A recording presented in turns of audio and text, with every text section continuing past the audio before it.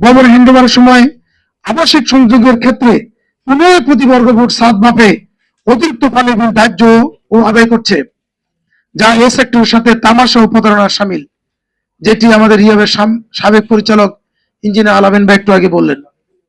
10, সরকারি নির্মাণাধীন ভবনের বিদ্যুৎ বিল বাণিজ্যিক হারে আদায় করছে, যা যুক্তিসঙ্গত নয়। যেহেতু আবাসন একটি শিল্প, সেহেতু নির্মাণাধীন ভবনের বিদ্যুৎ বিল শিল্প বিল করা উচিত।